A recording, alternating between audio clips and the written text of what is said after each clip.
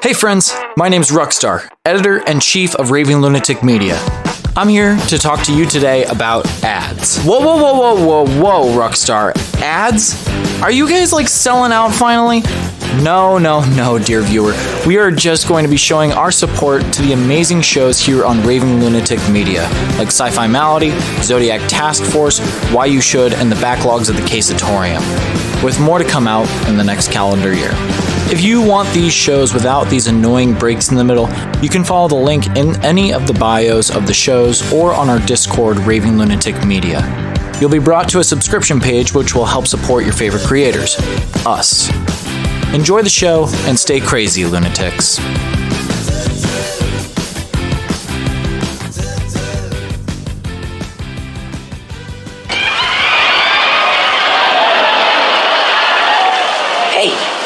Hey, I've seen this one. This is a classic. This is, Sci-fi Malady. Dresses up as a man from space. What do you mean you've seen this? It's brand new. Yeah, well, I saw it on a rerun.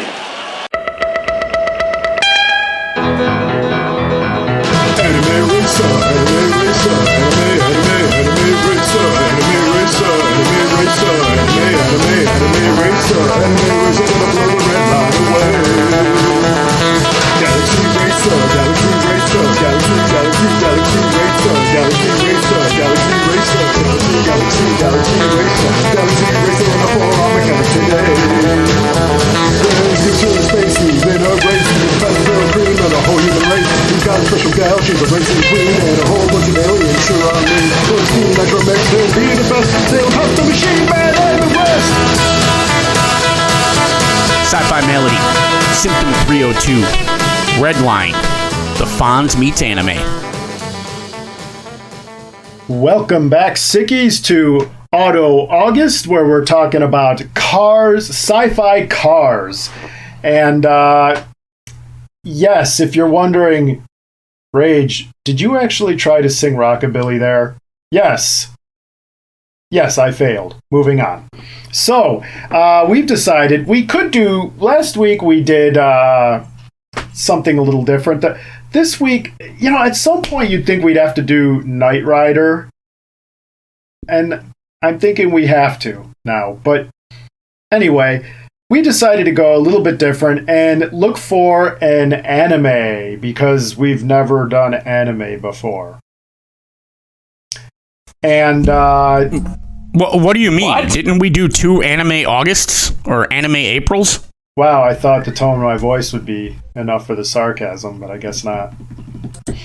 Yes, no, we've done anime before. It was a sarcastic comment. But anyway.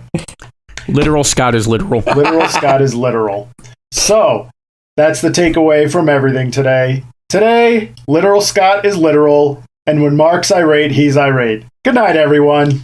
But, at any rate, we're doing Redline from 2009. And it's, I can tell you right now, by listening to Thomas and Scott, this is going to be a divergent discussion of opinion. But, before we get to that, initial thoughts when I saw it. Let's just talk about the poster. When I saw that, I wasn't sure if it was a Japanese animation or an American animation until I saw the director and whatnot. What were you guys' initial thought when you saw this poster?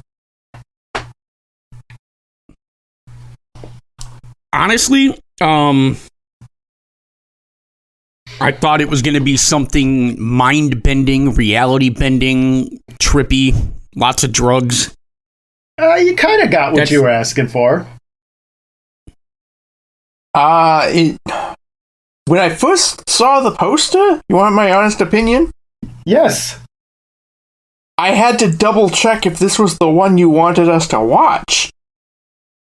Because I saw it and went, this looks like an anime, and this looks like a weird anime. I can get that. I can appreciate that. I'll be honest with you, Thomas. When I was looking, because, there's different there's different sci-fi cars we could talk about. We talked about the Wraith. That's a little off the beaten path. We're, as I just said, we're probably invariably going to have to do or talk about Knight Rider because it was so cool. But I thought we'd go and do something a little different, make us stand out from the crowd. And this one I had never seen, but when I was looking around for the month, I thought the same thing, Thomas. This popped up. And when I saw the poster, I thought, all right, I wanted something about cars, not whatever this is. And then when I Googled it, went down my little rabbit trail, I was like, oh, it is about sci-fi cars. It just threw me off big time. So... Okay. Is this the same rabbit hole and trail that you used to find some of the other things? Maybe, Like the movie that we shall not name? Look, it was just God, I'm never going to live that down, ever. You guys are like, we don't forget about it, but let's keep reminding Rage about it. It's like you guys, it is literally the case of, here's where the place of my trauma begins. I'd like to revisit this daily. I mean, the point is, with the exception of that movie, I'd like to think I broadened our sci-fi horizons, even if it was stuff you didn't like, right? Well, yes, most definitely, because my sci-fi horizons when we started this were limited to every version of Star Trek ever made in Star Wars. See? There you go. I did you a favor. So let's get on to Redline, the plot. So Redline takes place in the future. That's all you need to know. And on the planet... Sometime in the future. On the planet Dorothy, don't ask, a greaser, and that's the only way to put him, a Fonzie greaser with the hair, named Sweet JP, might I add. He's racing in something called the Yellow Line. It's a race. Picture it kind of like Talladega, I guess you would.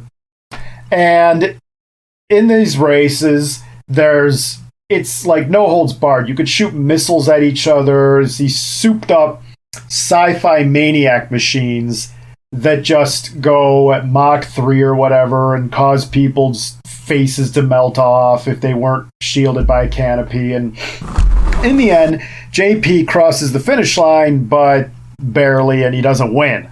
But thanks to the fact that... So he's not going to make it to Redline, which is the Daytona 500 of these races. And incidentally, they're held on Robo World, which is like a planet governed by cybernetic beings that have decided that the red line is immorally bankrupt. Well, this time it's getting held on Robo World. That's why everyone else backed out. Yeah, and so Robo World banned it, and it's not exactly on Robo World itself. It's on one of the moons that was considered an asylum for refugees. And so they can kind of get away with it there, but of course the head of Robo World wants to prevent it. But because it's there, you might get killed by the local cybernetic government. Some racers dropped out, giving JP the chance of getting into the red line. The reason JP, by the way, lost the yellow line is because his mechanic fixed a bomb to his car to blow it up at the right time so that a mafia boss who bet against him, basically he threw the race so a mafia boss could win. And there's a rip about that scene. Oh yes, there's a rip about that scene. Don't say it! It's mine. So, and essentially the rest of the film, the rest of the anime, is JP getting on the planet, meeting up with his mechanic. He had one that was, I'm so bad at names.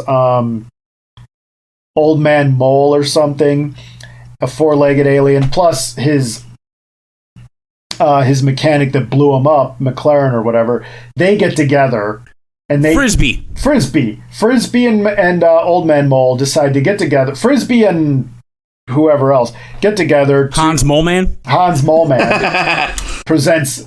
after presenting man getting hit by football, decided to build JP the super racer.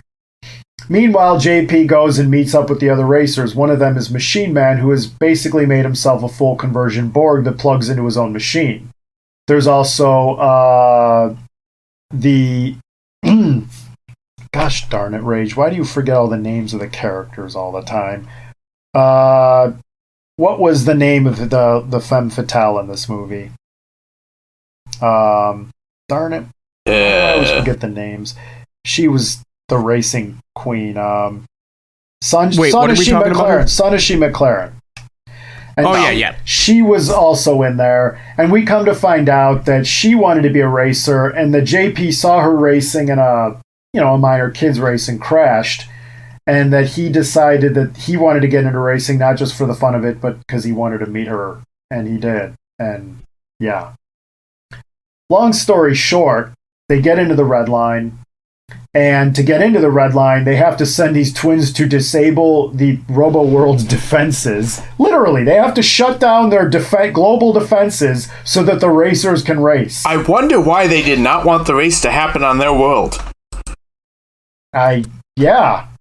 And there's magic users in charge who are in the race, and the person who's in charge is of some magic wizard princess who uses magic to protect the race, but also make the track more interesting.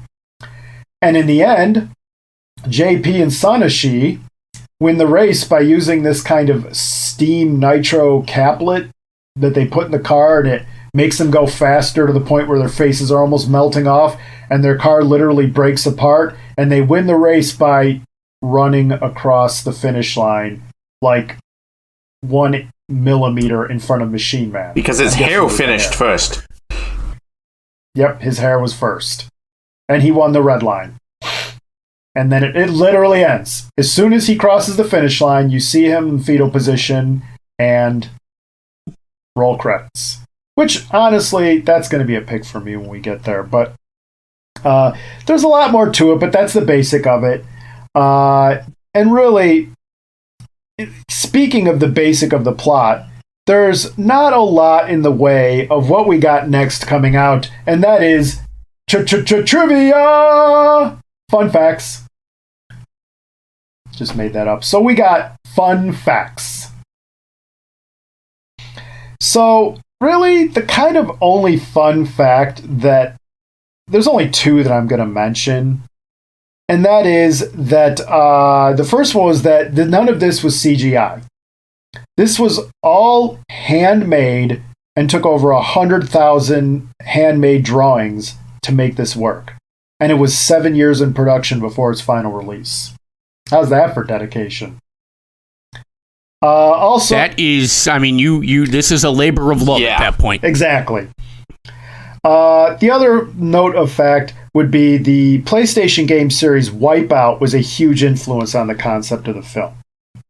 So, and that's really the only trivia, fun facts worth mentioning. So with that, it's time to get into what we really think with the rips and the picks. But first, before we do that, let's have a nice word from our sponsors. Hi, thank you for listening to this Raving Lunatic product. If you love Raving Lunatic Media, then you may have heard of my show, one of the original shows, Cold Case Chase. Hold on 1 second. I love this song, but we need something a little bit more hip. DJ, spin something a little different for me. That's a bit better. Now, if you like unsolved, occult, some strange things happening in this world, then you'll like my show, Cold Case Chase. Search it up on any podcasting platform that you listen to. Once again, that's Cold Case Chase. Season 4 is coming out as we speak, and you won't regret listening. We'll see you next time.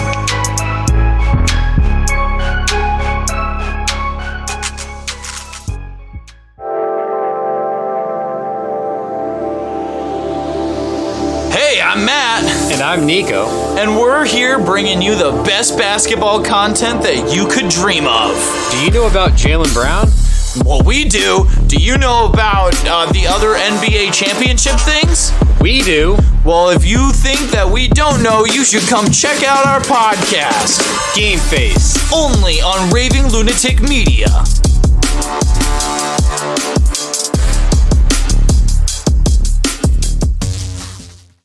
And we're back. So, let's get into some of what we think about this with rips and picks. And as I said before, Sickies, this is going to be a very divergent discussion based on pre-show talks that I heard between Thomas and Scott. Because, honestly, I kind of like this. And, well, Scott already starts from a bad position with anime. He really is picky with his anime. Okay? Really picky. And that's not a bad thing. That's not a criticism. It's just that's not his thing. So an anime has a high threshold to cover for him.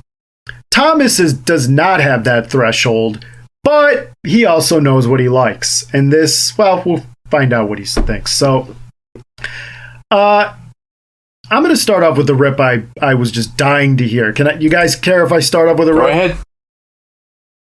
Have at it. At the beginning, in the first race, the yellow line race, you have the mechanic and the crime boss talking about JP and when to blow up the car to throw the race so the mafia boss could win a lot in a bet. That wasn't the problem. The problem was that while speaking, he decided to shove his finger in his mouth and fish around in his gums. I don't know if it's because he's a cyborg trying to refit his face onto his... Because he was doing drugs. Is that what that was? Well, it was freaky, and I didn't want to see it. It was just, you know... No! Yeah, just... no! Rip. So that's my first rip. I'll counter it with a pick, though. You gotta love the species diversity. I mean, they went alien crazy. Humans were there, but you know what? They were just one of many different life forms, and I gotta love the way they did that. The way they wanted you to see, they showed not only a lived-in universe, but a universe where humanity wasn't the dominant one, where it was just one piece of the puzzle. And it shows a very, even if they didn't put a lot of work into the background story of the setting, they fleshed it out in appearance so much that it looks like that there's a story Bible somewhere. That I could call up the director and say, tell me about that particular alien race there. I see you have wizards. What's going on there? And they could fill me in. At least it looks that way. And I love that. That shows a lot of creativity and setting. So that's my first rip, my first pick. I agree that that is a pick to have a lived-in, diverse universe. But it's also a rip for me in that I feel like this should have been like the final episode of a 12-part series that had an episode, 1 hour length episodes, so that I could get time to understand who the super buoyant, seems like they're based vaguely on My Little Pony, but human are, what's going on Robo World, why do I care about these two bounty hunters, why do I care about the JP Frisbee thing, what really got Frisbee in with the mob. I don't understand the geopolitics. I don't understand the personal motivations of the characters, but the story is written, in my opinion, like the writer is believing that we do. I do believe that there's a writer that has a massive amount of backstory built for all of these characters somewhere, and it's saved on his laptop. And you know what my counterpoint to be, and that's your take, but here's why that doesn't bug me. It's just tough. Because there's so many storylines going on that I'm like, wait, what? I think you think I understand this, but where's the exposition? Because I don't. Here's why that doesn't bug me. For one, it all goes back to you don't need to know the backstory of those other aliens. They're aliens. They're there. You don't need all that. You don't need the geopolitics. I think we do because we've gotten spoiled. We've gotten spoiled by shows like Game of Thrones that obsess and go into the nitty gritty, and we have just gotten so I mean, if I could be honest with you, world building has become story porn to us. We are half the time more interested in world building than we are in telling a story. And so we feel, if I don't know the geopolitics and the things about this race and all these background things and blah, blah, blah, blah, blah, I can't understand the story. Well, that's not true if you choose that to be the case. But in the end, that's not true. You know, Jim Shooter, back in the 80s, Marvel Comics editor, had his view of comics was every comic should be someone's first. Someone should be able to pick up a Spider-Man comic and figure it out without having to get a lot of info in the back. And it worked. Because Jim Shooter's style of writing was every good story should be able to be overlaid by Little Miss Muffet. Little Miss Muffet sat on a tuffet eating her curds and whey. Along came a spider and sat down beside her and scared Little Miss Muffet away. Nowadays, we couldn't do that. Nowadays, well, who's Little Miss Muffet? What country is this? Why is she sitting on a tuffet? What are tuffets in relation to human beings? Why would a spider come and eat her curds and whey? Is there a geopolitical problem between that? What's the microbiology of the spider? You don't need any of that. Now, well, you don't in a human situation. This is an alien world, and now they're bringing up stuff and talking like we're supposed to know certain things. Star Wars and we're supposed to know that this is a demilitarized zone, and that we're supposed to know all this stuff. Sure. They said it. That's enough. They said it. That's enough. Because look at Star Wars. Yep. Oh, well, what did we learn about Wookiees? They're big, they're hairy, and they'll tear your arms out of your socket if you don't let them win in a game. What do we know about Romulan? What do we know about Romulans at the beginning of Star Trek? Nothing. There was a war. No. You're right. But it was also a different type of storytelling. But I'm telling you. You had enough to understand why. So, okay. You've got enough to understand this. That would be my argument. Right. And I would say, and that's your opinion on it, and you're entitled to it. My argument is that it's not the story, it's the viewer. Because you have been conditioned to world build. Now, 20 years ago might not have been that way, but now you have been conditioned to world build. And if it's not there, there's a hole. You can tell it's the story you want to tell, Rage. If you're going to tell this hyper detailed story, then if you're going to introduce this lived in universe with all this nuance, then you need to, in my opinion, as the viewer, you need to take the time to explain it at least on some level. So you said, what do we know about Romulans in Balance of Terror? We don't. No one's ever seen them. They're Earth's enemy, and we fought a war because they're the other. That's all you needed to know for that story. You find out more. They're offshoots of Vulcans, but they're close enough to us that we can relate, and that we, in another reality, I could have called you friend. You didn't need the rest of it. You didn't need to know what you know later that about how, conspiratorial Romulans are and how they do plots within plots, and that they're, the Roman Empire in space, but without trusting anybody. And that fits too. You didn't need to know that for that story. You needed to know that they were close enough to us, but different enough that we couldn't trust each other, and we fought a war, but if we could just set that aside, we could have been friends. This, I have lots of problems understanding what story's trying to be told here, because I can't figure out what's going on Robo World. I've got a president who seems to be an authoritarian, but also believes that only he can uphold the rule of law. So it strikes me very much of how the Chinese Communist Party views itself, as it's upholding the rule of law. It's upholding freedom and liberty by creating an ordered society.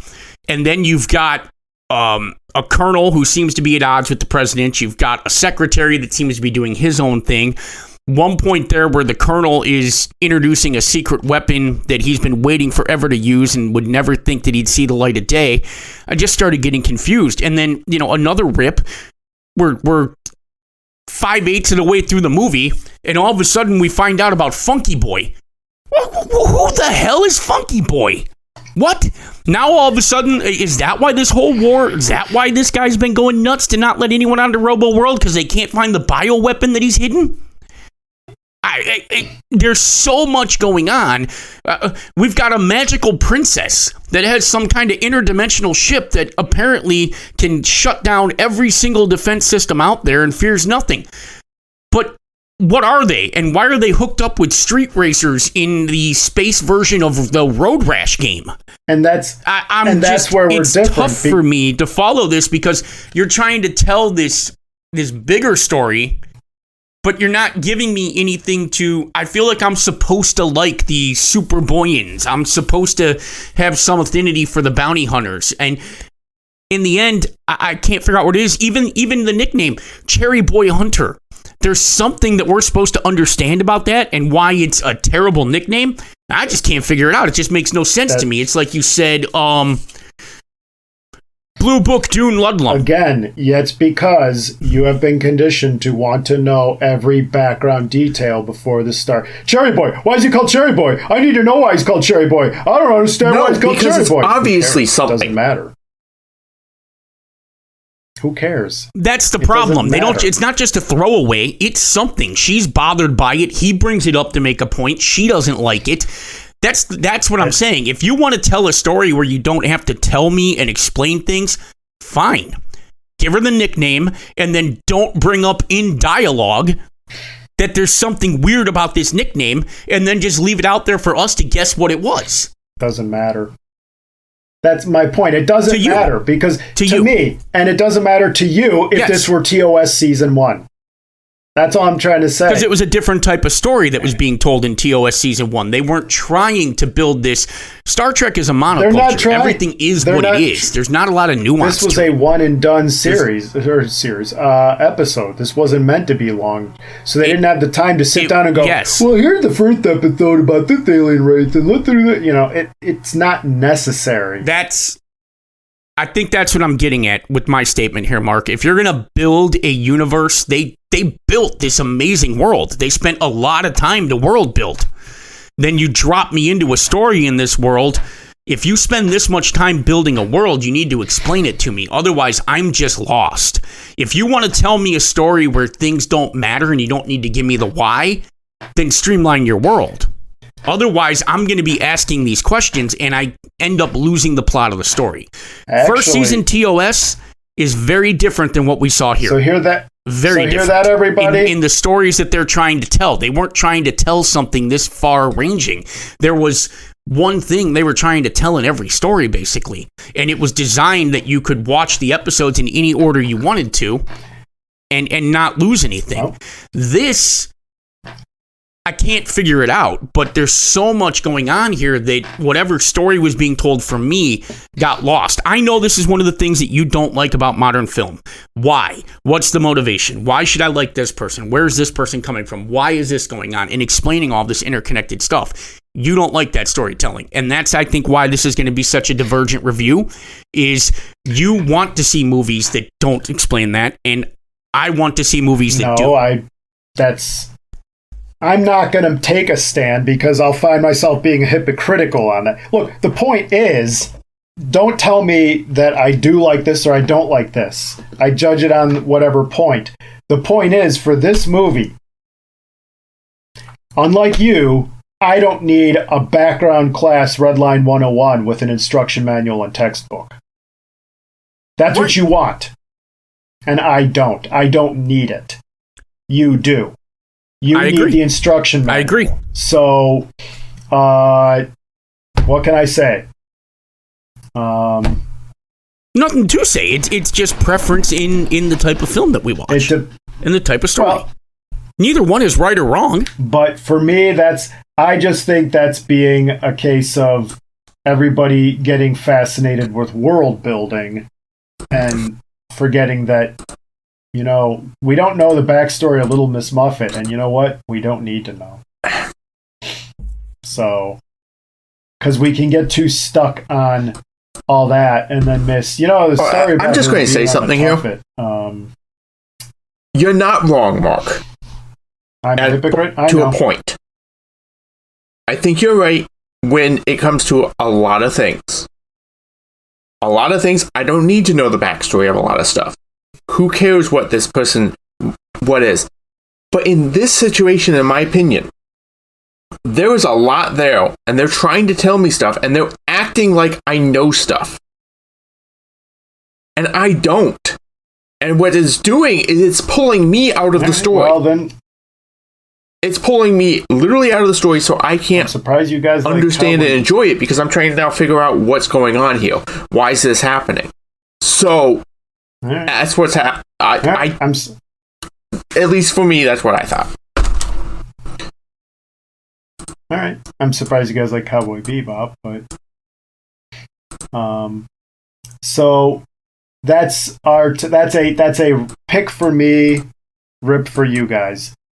What else we got? What other kind of rips and picks?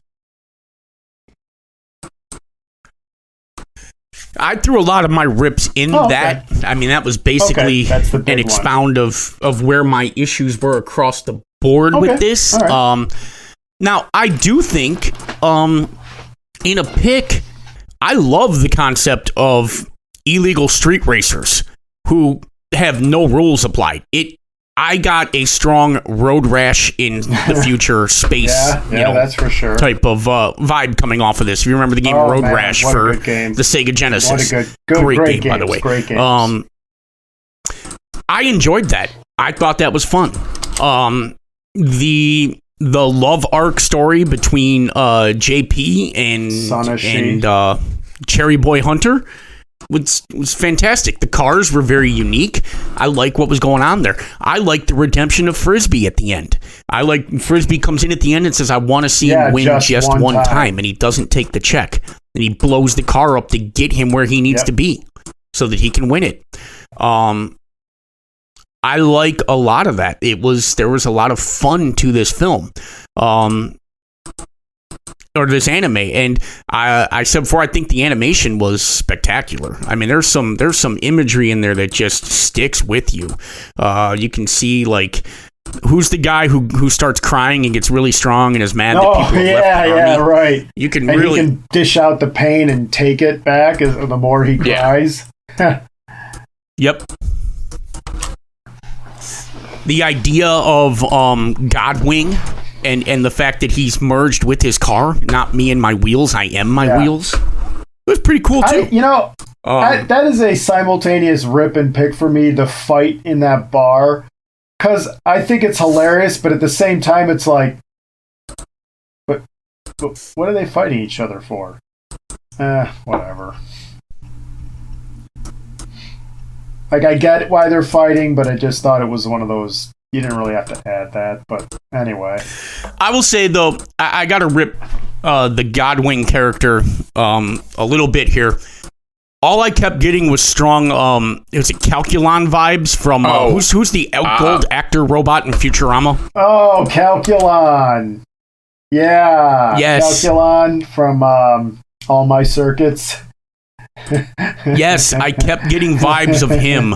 Maybe it's because of like the king royal cloak that he wore wherever he went, or the way he spoke about himself. Yeah, that's funny. Now that didn't even think about it until you said it. But it doesn't. It's not a penalty for me, but no, it's not a penalty for me, but it's a good observation. I have a pick.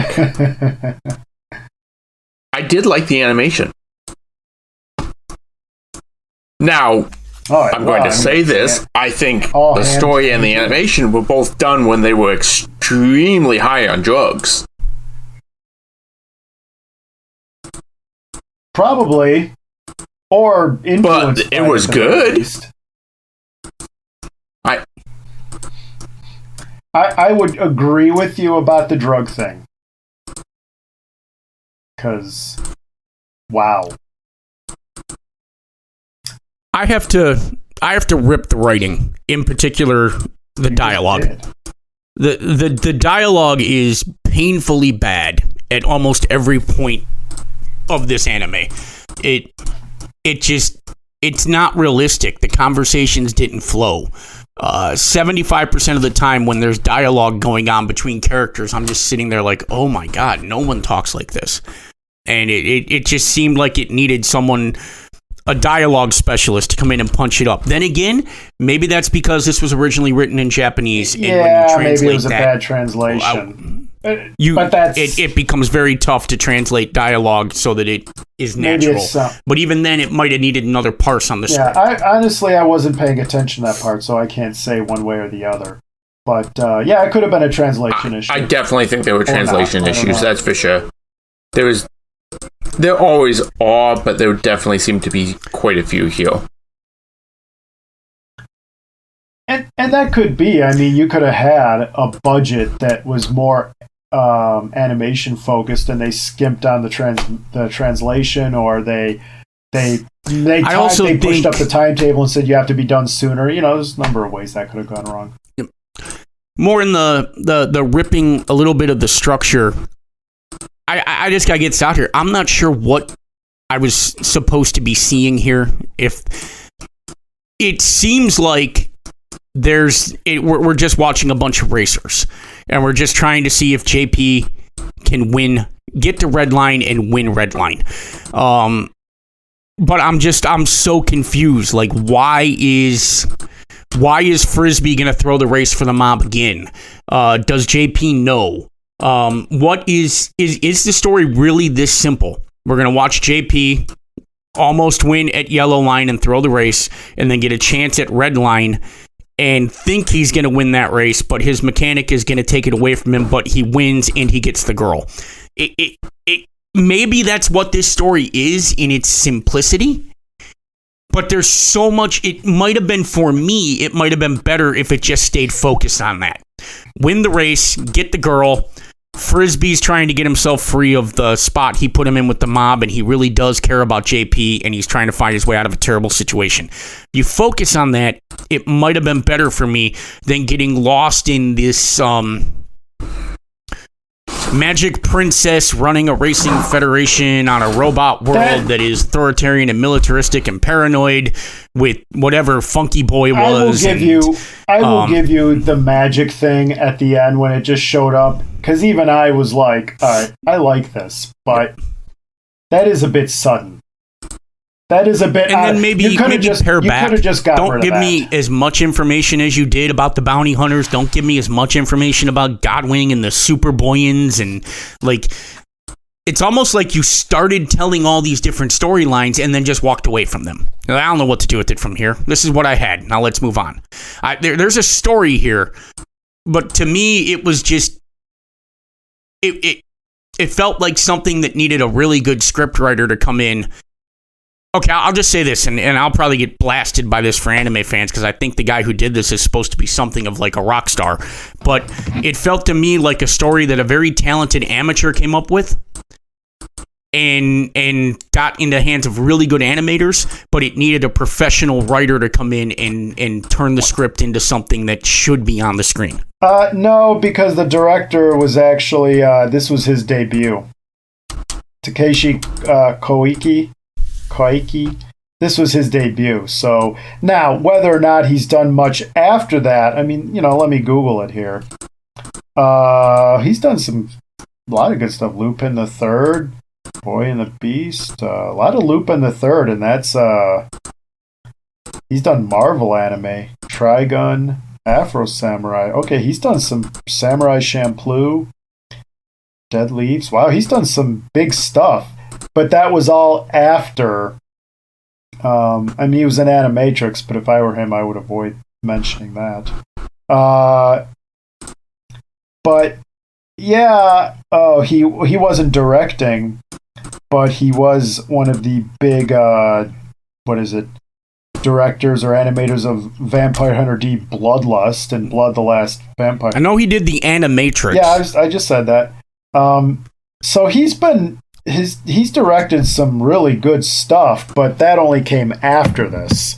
Up until then, he was mostly lead animator or something like that.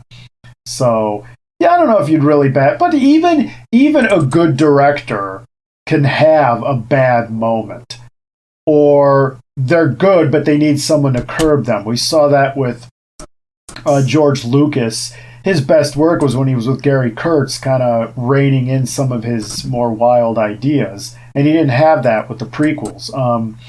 James Gunn. Here's my hot take that I'll get blasted for. I hated Guardians 3. I thought it was awful. I thought the story was stupid, was going all over the place, and was nothing more than James Gunn saying, here's a bunch of songs from my soundtrack I haven't played yet, so let's just shove them in there somehow. And he really, you could tell, for the first two films, someone else was there coming along going, maybe we should do this instead of that. So I will say so this. Maybe that's the case with the director, that there wasn't anybody there to, Well, he didn't write it, though. And that's, I guess, where I'm going. Oh, I don't know how much a director can do with, in my mind, what seemed like a script that was written by either some rookies or someone who's new to this, and it needed punched up by a more professional, polished writer so that the director could get it on film in a way. I don't know how the anime business But you add works. a rookie director with possibly, in my opinion, what seemed like weak writing, you get some issues. I don't know how the anime business works. I would think in Japan, since the person in authority gets more say, the director would get more say, but I don't know. I don't know that. So. Okay, so are there any other rips and picks before we rate this thing? Not really. I think I've covered all the stuff I had. Good animation. Oh, I guess I do have one more. Soundtrack. Okay. Was pretty good. Yeah, that's true. Thanks for reminding me. That was cool. I did like the soundtrack a lot. Also, I'm just going to say this. It had to be your pick. And I thought it. Why? And Oh, I didn't know there was going to be boobs, okay? And the boobs! Yes, there were, okay? I didn't know. Excuse me. Although I should have guessed that I would accidentally find them. Anyway. So, how many, I don't know, how many space racers are we going to give this thing? All right. I'll kick us off this week. Flaws aside, it wasn't terrible. It was enjoyable. There was some good animation. There were some really good hooks and partial stories dangled here. If I watched it again and I put all of the other stuff out of my mind and just focused on JP, Sonishi, and Frisbee and Old Man Mole and that dynamic, I'd probably enjoy this a lot more if I pared back some of the stuff that was distracting me. But I can't rate it too highly because, to me, as I've said before, there's just it comes off amateurish. It comes off rookie-ish to me. It's confused and it's jumbled and it's jumping. It's got villains who don't make sense. It's got motivations of heroes that don't make sense. It's got things introduced that are never followed up on. And I'm just constantly going, wait, what's going on here? No, why are we doing this? Why is the story here? This has been introduced. The kind of stuff that maybe we don't need, but you started introducing it, so it leads me to ask the question, why? Where is this headed? What is the point? If I strip all that out now and go back and watch it from the beginning, I'd probably like it better.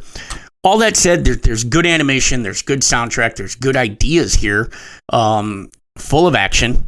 I'll give it a 6. I'll call it an above average anime. Because I'm going to rate it as an anime. If I rated it as a movie, because of my anime hurdle, I'd probably give it a 4. Okay. But as an anime, I'd give it a 6. What I've seen, it's I above. get that, and I understand it. I respect it. I love anime, I do. But there were points in this film that just brought me out, and I just lost the whole plot and the whole idea and everything because it just went in a direction I did not get and did not understand. It was cool. There were moments where I definitely enjoyed it. So I can't just go, terrible film, throw it out. But it wasn't, it's not great. I'm not going to give it a 5 out of 5, amazing film. But I did not, and it's not a terrible film. I did enjoy myself. So I think I will give this a 7 out of 10 as a animated film. If it was not animation, it would drop, in my opinion, because the story drew me out that much. Okay. I really enjoyed the anime style, and I loved the soundtrack. I loved the look they went for. I love how they built up the background and the setting to make it look realistic. As I said before, I don't need to know where the train came from as long as I know the track it's riding on and where it's going. And they did that in this movie. It looks great. It sounds great. It's something I hadn't seen before in an anime. Maybe it's existing somewhere else, but I haven't seen it. The concept is cool, and I had fun watching it. So I'm going to give this about a 7 or 8 because I had a lot of fun watching it. So, and I suspect I'll have fun watching the rest of the shows, the movies this month. But what did you think, Sickies? You could let us know at our Discord page, where you can see about previous episodes, comment on them. You can also check out our new and upcoming shows, such as ZTF. Another episode of Zodiac Task Force should be coming out pretty soon. Also, in October, look out for the Tales from the Janitor, which is a kind of modern Tales from the Crypt type story, except not exactly. I'm probably not giving it justice, but be on the lookout for it. Also, be on the lookout for new episodes of the Case Satorium, or Cold Case Chase. Ruck and Shane are back at it. And basically, the last episodes they have done were about Jimmy Hoffa. And yeah, it was Jimmy Hoffa. That's right. Oh boy, why can't I remember the last person? Jimmy Hoffa, and there was Edgar Allan Poe, the death of Edgar Allan Poe. And as I said to Ruck recently, what really killed Edgar Allan Poe? Well, it's not a tumor. If you listen to that episode, you'll get why I made that reference. You could also check out all the other shows and engage with us at Discord. You can also no longer check us out on our website at www.what'sinthebulb. No, ravinglunaticmedia.com, ravinglunaticmedia.com, ravinglunaticmedia.com. Ragemaster. What's left for them to do? Stay sick, Sickies.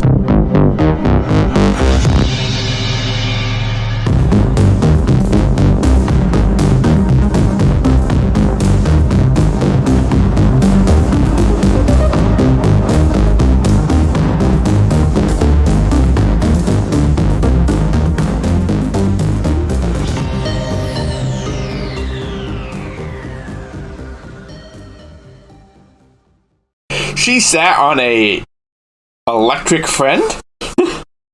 Raving lunatic.